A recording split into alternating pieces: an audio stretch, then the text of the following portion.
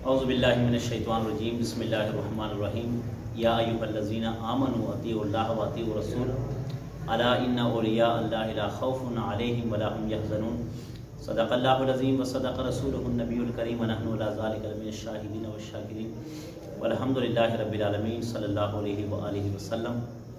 قرآن مجید فرقان حمید میں اللہ رب العزت کا ارشاد گرامی ہے۔ اللہ فرماتے ہیں کہ میری اور میرے رسول کی اطاعت کرو، اور دوسری آیت میں اللہ رب العزت کا ارشاد ہے، آپ نے فرمایا کہ جو میرے بندے ہیں، جو میرے دوست ہیں، ان کو کوئی غم، کوئی خوف، کوئی پریشانی نہیں ہوگی۔ یہ جو فرفتن دور چل رہا ہے، اس دور میں بچے گا وہ آدمی کہ جس کا تعلق قرآن، حدیث اور اللہ کے ولیوں کے ساتھ ہو۔ تو ہر آدمی کو کسی نہ کسی بزرگ سے نسبت جوڑنی چاہیے، کسی سے اصلاح کروانی چاہیے۔ ایک کامل، ایک مکمل پیر سے بندے کو اپنا تعلق جوڑنا چاہیے، اصلاح کروانی چاہیے۔ اس سے بڑا فائدہ ہوتا ہے۔ اللہ کے جو ولی ہوتے ہیں نا، اللہ کے جو ولی ہوتے ہیں، اللہ رب العزت ان کی دعا کو رد نہیں کرتے، کبھی بھی رد نہیں کرتے۔ اور جو اللہ کے ولی کے مرید ہوتے ہیں، ان کے حق میں دعا کر دیتے ہیں تو اللہ رب العزت ان کو بھی رد نہیں کرتے، ان کی دعا بھی ان کے حق میں قبول فرما لیتے ہیں۔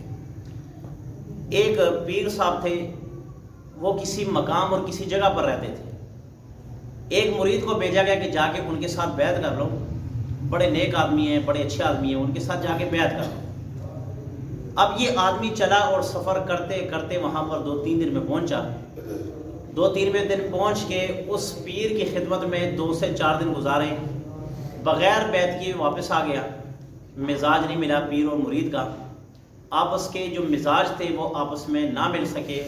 مزاج نہ ملنے کی وجہ سے وہ واپس آ گئے اپنے گھر پہ۔ جب گھر پہ آ گئے، کچھ لمحہ گزرتا گیا تو یہ جو مرید تھا، جو صرف چند دن اپنے اس پیر کے پاس گیا تھا، مزاج نہ ملنے کی وجہ سے واپس آ گیا تھا۔ اسی اثناء میں موت کا فرشتہ آ جاتا ہے اور اس کی روح قبض کرنے لگتا ہے۔ اس سے پہلے شیطان آ کر اس سے وسوسے ڈالتا ہے اور اسے کہتا ہے کہ بتا اللہ ایک ہے یا اللہ دو ہے۔ اب وہ دلیل دیتا ہے کہ اللہ ایک ہے، اللہ دو نہیں ہے۔ کبھی وہ قل هو اللہ احد پڑھ کے سنائے، کبھی قرآن مجید کی ایک آیت، کبھی دوسری آیت، کبھی تیسری آیت، کبھی حدیث، مگر شیطان درجہ بدرجہ ان آیتوں کو اور ان نشانیوں کو توڑتا جا رہا، جس سے اللہ رب العزت کی وحدانیت ثابت ہوتی تھی۔ خیر، پھنستے پھنستے تقریباً لکھا ہوا ہے کہ 99 دلیلیں دے دیں اللہ کی وحدانیت کے بارے میں، 99 دلیلیں دے دیں اللہ تعالیٰ کی وحدانیت کے بارے میں، مگر شیطان نے ساری دلیلیں توڑ دی۔ جب یہ بے بس ہو گیا نا، بے بس ہو گیا، جس پیر کے پاس یہ گیا تھا بیعت ہونے کے لیے، وہ دریا کے کنارے بیٹھ کر وضو کر رہا تھا۔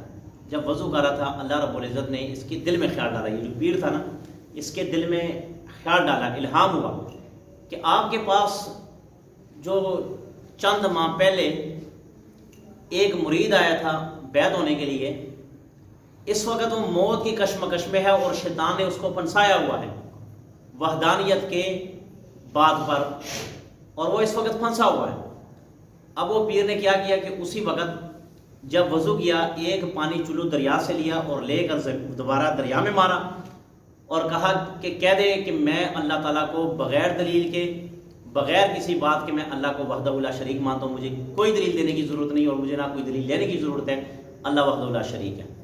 جب پیر صاحب نے وہاں سے پانی اٹھایا اور پانی اٹھا کر دریا میں مارا، جب دریا میں مارا تو وہاں پر اللہ رب العزت نے اس کے دل میں یہ بات ڈال دی اور وہیں پر کہہ دیا کہ میں اللہ تعالیٰ کو بغیر دلیل کے وحدہ لا شریک مانتا ہوں۔ اسی وقت شیطان چلا گیا اور یہ کہہ کر چلا گیا کہ تو صاحب نسبت ہے، اس وجہ سے بچ گیا، اگر صاحب نسبت نہ ہوتا تو آج تو میرے چنگل میں پھنس جاتا۔ سمجھ آئی بات؟ حضرت موسیٰ علیہ السلام کا زمانہ ہے۔ موسیٰ علیہ السلام جب اللہ تعالیٰ سے ہم کلام ہونے جا رہے تھے نا، ہم کلام ہونے جا رہے تھے، ایک عورت نے کہا کہ آپ اللہ رب العزت سے ہم کلام ہونے جا رہے ہیں، اللہ سے یہ پوچھیے گا میرے کئی سالوں کی اولاد نہیں ہے، میری اولاد نہیں ہے، آپ اللہ سے یہ پوچھیں کہ میرے لیے قسمت میں اولاد ہے یا نہیں ہے، اگر ہے تو بھی بتا دیں، نہ ہے نہیں ہے تو بھی بتا دیں، تاکہ میں ایک آس و انتظار میں نہ رہوں۔ موسیٰ علیہ السلام نے کہا ٹھیک ہے۔ جب چلے گئے اللہ رب العزت کے پاس تو پوچھا، اللہ جی اس طرح میں راستے میں آ رہا تھا، ایک عورت نے مجھے روکا اور یہ پوچھا کہ آپ اللہ جی سے پوچھ کر بتائیے گا کہ میری قسمت میں اولاد ہے یا نہیں ہے، میں کیا بتاؤں؟ تو اللہ نے فرمایا کہ اسے کہہ دے کہ فی الحال نہیں، تیری قسمت میں اولاد نہیں ہے۔ اگر اس عورت کو بتایا کہ اللہ فرماتے ہیں کہ فی الحال کوئی امکان نہیں تیری قسمت میں اولاد کا، عورت بیٹھ گئی گھر میں، چند دن گزرے، ایک بزرگ آئے دروازہ گلی میں، آواز لگا رہے تھے کہ جو میری حاجت پوری کرے گا اللہ اس کی حاجت پوری کرے گا، جو میرے درد کو سنے گا اللہ اس کے درد کو سنے گا۔ یہ بڑھیا نکلی اور اس نے کہا کہ آپ کس چیز کی ضرورت ہے؟ اس ملنگ نے کہا کہ ہمیں کھانے کی ضرورت ہے۔ آج کل کی جو ملنگ ہے وہ پروفیشنل ملنگ ہے، پروفیشنل ملنگوں میں فرق ہوتا ہے اور ایک دوسرے ملنگوں میں فرق ہوتا ہے۔ یہ آج کل کے ملنگ ہیں نا، ان کو 5 روپے دے دو پھینک دیتے ہیں، ہمیں نہیں چاہیے۔ 10 روپے کا نوٹ دو تو وہ بھی ایسے دیکھ کر نا، ایسے سے دیکھ کر پھر جیب میں ڈالتے ہیں، اور اسی طرح پٹا ہوا نوٹ دے دو وہ بھی واپس کر دے کے اندر رکھ لے اپنے کو۔ ایک آیا مانگنے کے لیے تو اسے 5 روپے کا ٹھیپا دے دیا، اس نے 5 وہیں پہ رکھ دی، اس نے کہا اپنے کول رکھ، مینوں 5 نہیں چاہیے۔ دیکھو پروفیشنل ملنگ ہے نا، 5 نہیں چاہیے، اس نے کہا بھائی جو تمہیں دے رہا لے لو۔ اب 5 روپے اس کو دیے، اس نے 5 واپس کر دیے، اس نے کہا میں نے 10 کا نوٹ دو گے لوں گا ورنہ دینے، میں نے 5 لینے نہیں ہے، کر گیا واپس۔ ایک اور آیا تو اس نے کہا دے دو، وہ خیرات دے دو، نے کہا اللہ بھلا کرے، انہوں نے کہا تیرا بیڑا غرق ہوئے، تیرا پیو مر جائے، تیری ماں مر جائے، بدوائیں دینا شروع ہو گیا۔ اب اسے کہا اللہ بھلا کرے، وہ کہتا ہے تیری ماں مر جائے، تیرا باپ مر جائے، تم مر جاؤ، تیرا کاروبار ٹھپ ہو جائے، تو مجھے پیسے کیوں نہیں دیے؟ تو ایسے ملنگ ہونے چاہیے۔ خیر وہ جو ملنگ تھا اس نے کہا جو میری حاجت پوری کرے گا اللہ اس کی حاجت پوری کرے۔ وہ بڑھیا باہر نکلی اور اس نے کہا اچھا کھانے کی ضرورت ہے، 2 روٹیاں دے دی اس کو اور کہا کہ اللہ جی سے دعا کیجئے اللہ تعالیٰ مجھے اولاد عطا فرمائے، اللہ مجھے اولاد عطا فرمائے۔ بزرگ نے 2 ہاتھ اٹھائے اور کہا اللہ جی اس بڑھیا کو اولاد عطا فرما، اولاد نرین عطا فرما، اس کی آنکھوں کا ٹھنڈک بنا۔ کچھ وقت گزرے، اللہ رب العزت نے اس کو بیٹا عطا فرما دیا، اس کا بیٹا ہو گیا۔ موسیٰ علیہ السلام وہاں سے گزرے، موسیٰ کو پکڑ لیا کہ موسیٰ آپ نے تو کہا تھا کہ اللہ کہہ رہے ہیں کہ تیری قسمت میں اولاد نہیں، اولاد آ گئی ہے، یہ کیا ماجرا؟ موسیٰ علیہ السلام بھی غصے میں چلے گئے، پوچھتا ہوں۔ اللہ کو محبت تھی موسیٰ علیہ السلام سے، موسیٰ علیہ السلام بعض دفعہ اللہ سے پوچھ لیا کرتے نا، تو جس نبی سے اللہ کو محبت ہوتی، بلکہ سارے نبیوں سے محبت ہی ہے، تو اگر بولے تو اللہ تعالیٰ اس چیز کو، کیونکہ محبت ہے، عاشق مشوق کے آپس میں، تو کہا پوچھیں گے، چلے گئے اللہ سے پوچھنے۔ اللہ جی آپ نے تو کہا تھا کہ اس کی اولاد نہیں ہونی، آپ نے تو اس کو اولاد دے دی۔ اللہ نے فرمایا اس سوال کا جواب بعد میں ملے گا، پہلے ایسے کرو، یہ چھری پکڑو اور ایک کٹورا پکڑو اور جا کر مجھے کسی انسان کی جسم کا گوشت چاہیے، انسان کے جسم کا گوشت چاہیے مجھے، جاؤ لے کر آؤ۔ موسیٰ علیہ السلام آئے، ایک کے پاس اللہ جی کو گوشت چاہیے، انہوں نے کہا جا کوئی اور لا پا۔ دوسرے کے پاس آیا، اللہ کہہ رہے گوشت چاہیے، انہوں نے کہا جا کوئی اور لا پا۔ ٹھیک ہے، جس کے پاس گئے انہوں نے بابا سی گوشت جنا پاگل ہیں، جا چل جا پڑا کے تھے، ٹھیک ہے، بیچتے رہے کسی اور کے پاس، کسی اور کے پاس، کسی اور کے پاس۔ واپس آئے، چھری بھی وہیں پہ پڑا ہوا، کٹورا بھی وہیں پہ پڑا ہوا۔ اللہ جی سب نے کہہ دیا چلے جا چلے جا چلے جا، کسی نے گوشت نہیں دیا۔ اللہ نے کہا اچھا فلاں جگہ پہ جا، ایک پہاڑ کی گاٹی پر ایک میرا ملنگ بندہ بیٹھا ہوا، جا کر اس سے کہہ دے کہ اللہ نے گوشت مانگا ہوا ہے، جا وہ کیا کہتا تجھے۔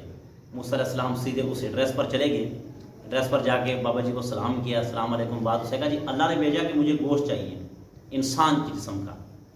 موسیٰ علیہ السلام سے پوچھا کہ اللہ نے کس جگہ کا گوشت مانگا ہے، کس جگہ کا گوشت مانگا، پاؤں کا مانگا، سینے کا مانگا، کون سا گوشت مانگا ہے؟ کہا بس اتنا مجھے بتایا اللہ نے کہ انسان کا گوشت چاہیے، بس اور مجھے کوئی پتہ نہیں۔ اس نے کہا چلو ٹھیک ہے آپ ایسے کرو، یہ چھری مجھے پکڑاؤ اور یہ تار بھی مجھے پکڑاؤ۔ وہ جو بزرگ تھا اس نے کیا کیا، اپنے سارے جسم سے ایک ایک بوٹی کاٹ کے اس میں رکھ دی اور کہا جا کے اللہ کو دے دو۔ اب جب اللہ کے پاس وہ لے کر آئے تو اللہ کو کہا یا اللہ جی یہ دیکھو اب گوشت آ کے میرے سوال کا جواب دو۔